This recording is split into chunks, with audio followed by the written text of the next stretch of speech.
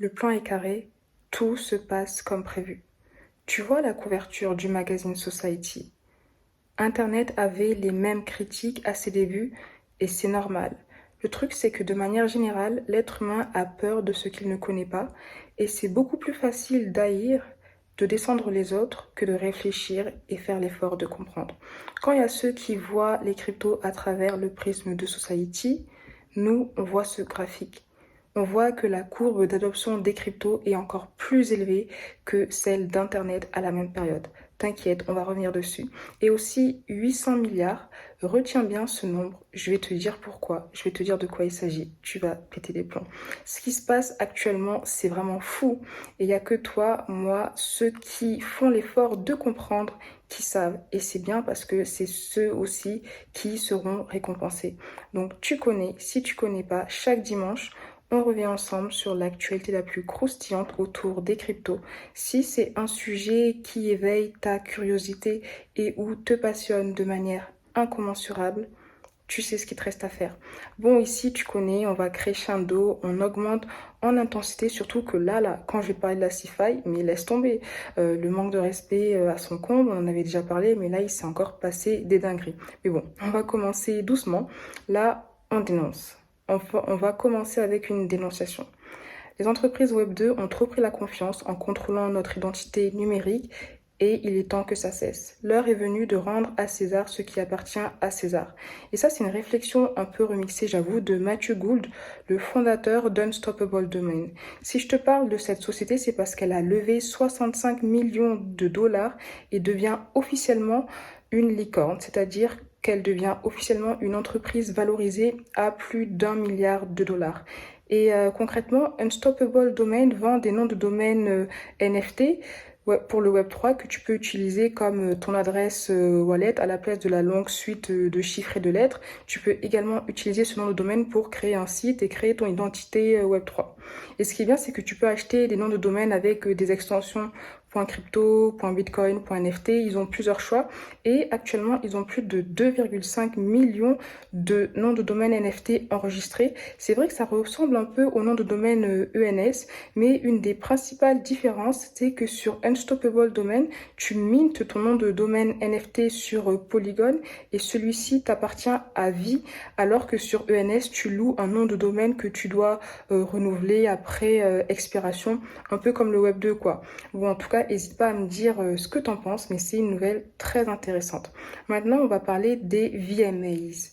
VMA pour Video Music Awards, c'est une cérémonie organisée par MTV, très populaire aux États-Unis, et elle récompense les meilleurs clips vidéo des artistes. Et là, ils ont rajouté une nouvelle catégorie, Best Metaverse Performance, donc la meilleure performance métaverse. Donc ça, c'est bien, tu vois, que le métaverse s'intègre dans une cérémonie de ce genre-là parce que ça va permettre d'agrandir la popularité du métaverse. Donc, bullish. Maintenant, je vais te parler de Hyundai. Hyundai qui revient en force avec une seconde collection NFT, Ioniq 6. Donc cette collection, elle est composée de 5000 NFT qui seront airdroppés gratuitement à leur communauté. Et ces NFT, ils ont plusieurs avantages comme l'accès à des événements VIP, l'accès à l'espace virtuel de Hyundai, donc je suppose dans le métaverse, et des potentiels drops NFT mode.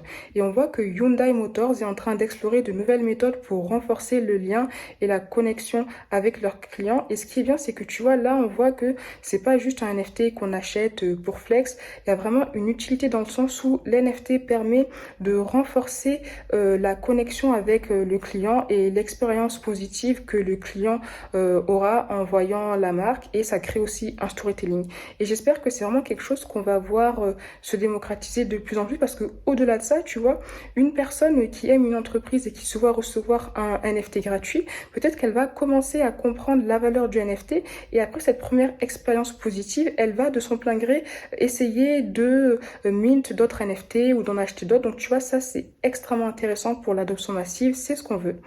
T'as aussi Netflix qui a fait un partenariat avec Decentraland. Donc on voit qu'il y a des grosses entreprises qui parlent beaucoup, mais elles sont en train de faire des choses de charbonner de ouf parce que elles ont la même vision que toi, tu vois, et voient qu'il se passe quelque chose de ouf avec les cryptos que le commun des mortels ne voit pas. Et après, voilà quoi. On va reparler de Solana. Je t'avais dit qu'ils avaient lancé leur Solana Phone. C'était pas forcément un succès, mais ils avaient au moins le mérite d'avoir essayé. Et là, ils lancent leur magasin IRL à New York. Ça, c'est cool, tu vois, pour la démocratisation du Web3. Après, tu vois, moi, je me pose des questions sur leur stratégie parce que leur blockchain, elle a tellement de bugs et eux, ce qu'ils font, c'est sortir un téléphone, sortir un magasin IRL pour nous mettre des paillettes dans les yeux. Voilà, quoi. Parfois, il faut peut-être voir ses priorités. Après, si tu es vraiment un Solana maximaliste, n'hésite pas à me dire ce que tu en penses, mais j'avoue qu'une blockchain qui bug, pardon, aussi souvent, ça me laisse euh, voilà quoi. Maintenant, on va parler d'une nouvelle blockchain de Layer One qui a levé 150 millions de dollars. Cette blockchain, c'est Aptos.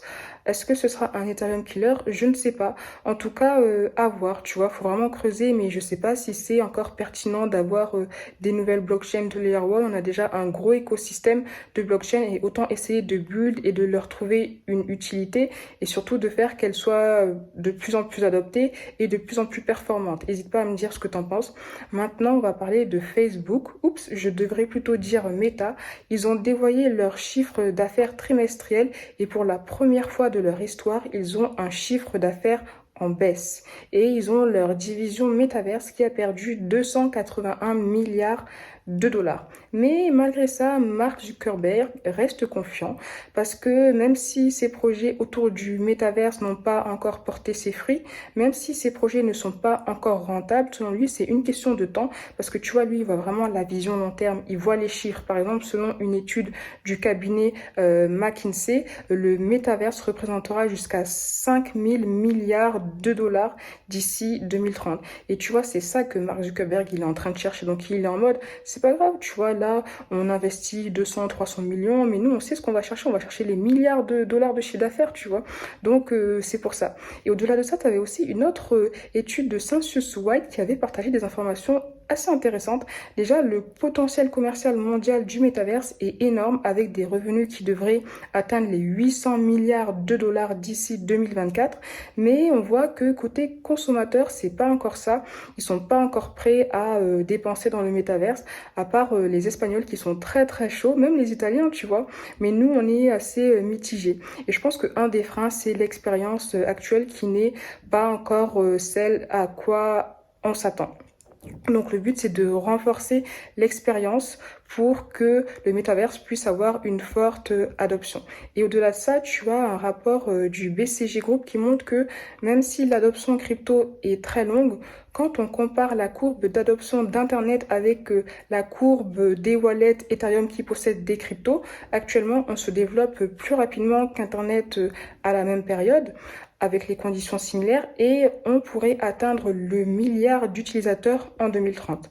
Après, je tiens quand même à nuancer tous les chiffres, toutes les statistiques, tous les graphiques que tu vois et surtout les positifs sont à nuancer, surtout dans ce cas-là parce que là on voit qu'ils prennent les wallets qui possèdent des cryptos mais une personne peut potentiellement créer plusieurs wallets. Tu vois ce que je veux dire? Mais ça ne remet pas en cause le fait que l'adoption des cryptos est en train de se faire. Tu vois, après, petit à petit, l'oiseau fait son nid, tu vois, nous on n'est pas pressé, ça nous laisse bien le temps d'accumuler nos cryptos préférés et puis après, parce que tu vois, pense à ça, tu vois, imagine que là, il y a peut-être quelques centaines de millions, mais quand il y aura 1 milliard, ça veut dire que il y a certaines cryptos qui vont exploser en termes de prix, c'est pour ça que les opportunités sont encore présentes et que c'est le début, tu vois, si tu te dis est-ce que c'est trop tard pour investir dans les cryptos, c'est jamais trop tard parce qu'on n'a pas encore vu le quart du tiers de la moitié, tu vois. Donc voilà, là on va parler de The Time. Donc le magazine The Time est également très bullish sur le métaverse. Ils avaient fait un partenariat avec Sandbox pour amener Times Square dans le métaverse. Ils avaient même fait du métaverse la une de la couverture d'un de leurs magazines. Et là, ils sont en train de vouloir amener Miami dans le Web3.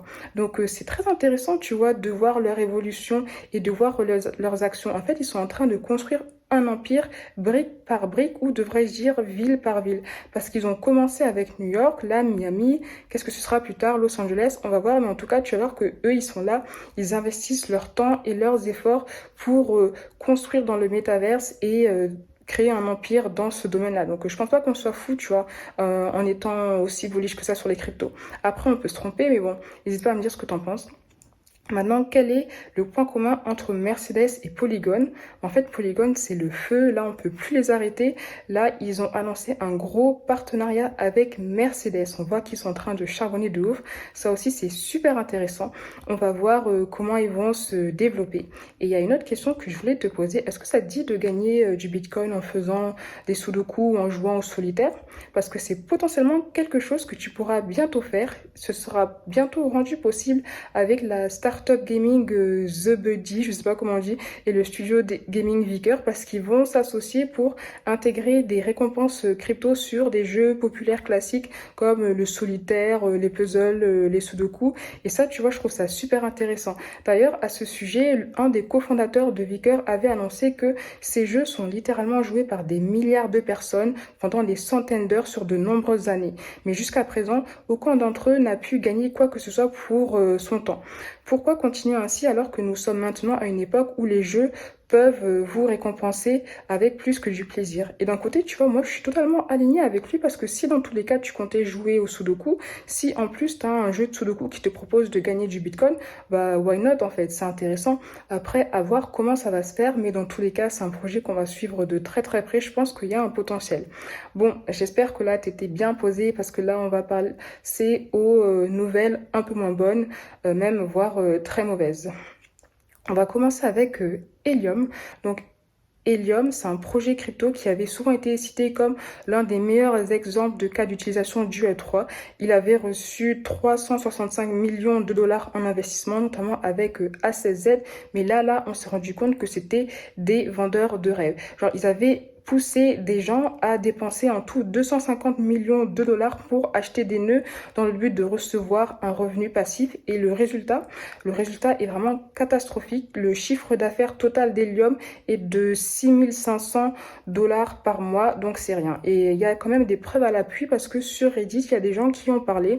En gros, en moyenne, ils ont dépensé de 400 à 800 dollars pour acheter un hotspot dans le but d'avoir un petit revenu passif de 100 dollars par mois, ce qui était assez pour récupérer leurs frais de transaction et puis même retrouver leur mise au bout de quelques mois, tu vois. Le truc, c'est que leurs revenus passifs sont tombés à seulement 20 dollars par mois. Et tu vois, c'est dommage, parce que ça nous montre quand même que même si on parle de Web3, on parle de transparence, de décentralisation, il y a quand même beaucoup de choses qui sont très sombres, des choses très noires auxquelles on n'a pas accès. Et il y a beaucoup aussi d'abus, tu vois, même dans le Web3. Tu as des projets comme ça qui, sur le papier, ont l'air d'être intéressants, surtout que Helium, tu vois, il était quand même validé par A16Z. Donc en soi, tu peux dire, ah, c'est un projet qui a du potentiel. En plus, tout le monde dit que c'est le nouveau projet qui va révolutionner tel truc. Mais en fait, pas du tout. C'est pour ça qu'il faut faire très, très, très attention, parce qu'il y a des choses qui nous échappent malheureusement, qui peuvent arriver. Et dans le cas d'Helium, c'est assez triste. Mais on va voir ce qu'il va faire. Ah oui, et au-delà de ça, j'allais oublier le truc de ouf qu'ils ont fait. C'est pour ça en fait que je voulais t'en parler.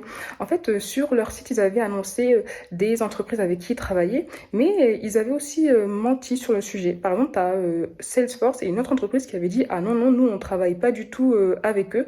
Donc, ce qu'ils ont fait, c'est qu'ils ont supprimé ces entreprises-là de leur site. Mais tu vois, comment, en plus de ça, ils mentent à leurs potentiels clients pour qu'ils puissent acheter de l'hélium. Donc ça, c'est malheureusement, c'est aussi les risques du Web3. Donc, il faut faire très, très, très attention. Là, on va revenir sur la saga CeFi, toutes ces entreprises qui ont perdu des fonds et qui avaient des bails aussi très chelous dans leur mode de fonctionnement. On va parler de Celsius et de Customer.io d'abord. Je te rappelle un peu les faits. Customer.io, c'est un service de gestion de mail. Ils avaient fait fuiter les données d'OpenSea il y a quelques temps. Et là, on apprend qu'ils avaient aussi fait fuiter les données de Celsius. En fait, Celsius viennent de partager l'info cette semaine, alors que l'incident datait du 30 juin. Même là, tu vois, c'est assez bizarre, parce qu'on voit que Celsius, ce qu'ils font, c'est essayer de noyer le poisson dans l'eau. Ils essayent de couvrir leurs problèmes le maximum possibles et ils les dévoilent uniquement quand on les met devant les faits accomplis. Et ça, tu vois, c'est dommage parce que normalement, si c'était des gens qui étaient honnêtes, ils allaient essayer de trouver un moyen de partager leurs problèmes en temps réel, tu vois. Mais bon, après, moi, le seul truc que j'espère dans ce cas-là, c'est que les clients vont retrouver leurs fonds. Maintenant, on va parler de Conflake. C'était également une plateforme CeFi qui avait des problèmes. Là, elle se sépare de 50 à 60% de ses employés. Donc, on va voir ce qui va se passer. Maintenant, revenons un peu sur le cas Voyager. Je t'avais dit que Voyager, ils induisaient leurs clients en erreur. Ils leur faisaient comprendre que leurs fonds étaient assurés alors que ce n'était pas le cas. Là, tu as des entités financières qui ont ordonné à Voyager d'arrêter de mentir et de partager des fausses informations pour induire en erreur leurs investisseurs dans l'unique but de prendre leur argent. Tu vois, et ce qui se passe, c'est un truc de ouf.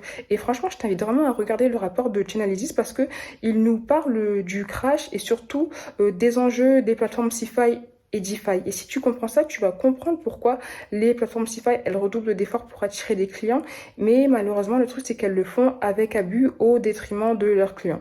Mais dans le cas Voyager, après, tu avais SVF qui était en mode ah les pauvres venez je vous lâche un petit billet pour vous sortir de la galère. Donc en soi c'était cool, tu vois, ça partait d'une bonne intention, mais quand Voyager a vu l'offre, il était en mode ah ouais, avec ton offre là tu nous as pas respecté, tu respectes pas nos clients, on peut pas accepter ton offre, t'es un ouf en fait, tu vois. Bon après t'as SVF qui s'est défendu sur Twitter en disant qu'au moins avec son offre les clients auraient pu récupérer immédiatement leurs fonds. En tout cas moi perso quand je vois ça je LOL smiley face parce que en parlant de voyager, tu peux pas manquer de respect à tes clients et t'attendre à ce que les investisseurs aient une haute estime de toi, tu vois. Bon, on va voir ce qui va se passer. Actuellement, Voyager disent qu'ils sont en train de travailler sur un processus de restructuration pour rendre le maximum de valeur à ses clients. Mais quand même, là, ils ont un peu ce qu'ils méritent. On va voir ce qu'ils vont faire. Et encore une fois, j'espère que les utilisateurs retrouveront l'intégralité de leur argent. Maintenant, on va parler de Babel. Là encore, grosse blague. Je t'explique l'histoire. Donc, Babel, une plateforme de prêt, elle avait stoppé les retraits de ses clients le mois dernier parce qu'elle était en galère. Tu connais, on sait pourquoi. Donc, en fait, la plateforme avait perdu plus de 280 millions de dollars en s'amusant avec l'argent de ses clients. Donc, elle a perdu sur des trades. Elle a aussi été victime de liquidation due aux turbulences de marché, tu connais. Et résultat des courses, résultat des pertes plutôt, 8000 bitcoins et 56 000 Ether se sont envolés. Et le pire pour Babel Finance, c'est que c'était pas la première fois qu'ils s'amusaient avec les fonds de leurs clients. Et le truc que j'arrive pas à comprendre, c'est comment est-ce que tu peux perdre les fonds de tes clients une fois, arriver à les endormir à coups de flux traversière, leur mettre des grosses disquettes pour qu'ils te confient encore leur argent et que les clients acceptent de leur confier leur argent encore une fois, tu vois.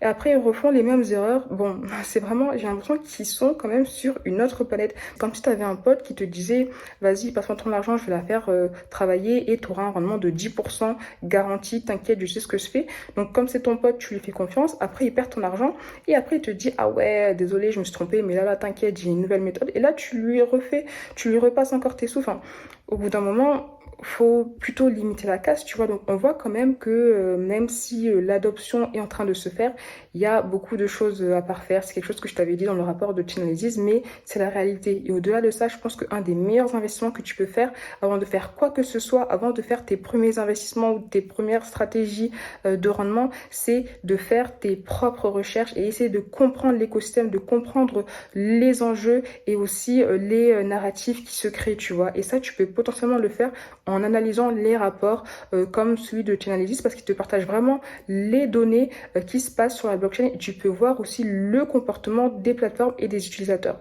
Et si tu vas avoir le lien vers ces rapports, tu peux les retrouver dans ton CryptoKit et si tu connais, c'est bon, tu as déjà fait toutes tes recherches, on peut aussi se retrouver dans le Club Alpha pour dénicher ensemble les prochaines pépites qui pourraient potentiellement faire x5 voire plus pendant le prochain bull run. Donc c'est tout pour moi. N'hésite pas à me partager les nouvelles qui t'ont le plus marqué et d'autres nouvelles que je n'aurais pas partagées. Tu sais qu'ici, il n'y a aucun conseil en investissement. Il faut toujours dire, on est juste là entre nous, entre crypto bro, tu connais.